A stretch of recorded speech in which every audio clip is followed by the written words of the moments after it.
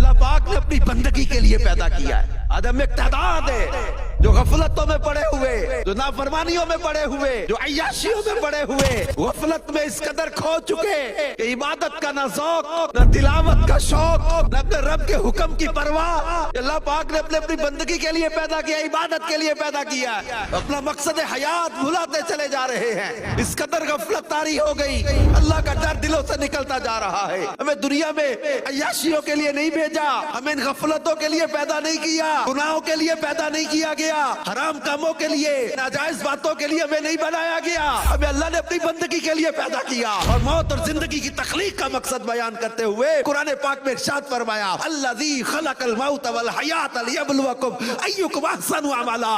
وہ اللہ ہے جس نے موت اور زندگی کو پیدا کیا تاکہ جانچے کہ تم میں کس کا عمل زیادہ اچھا ہے.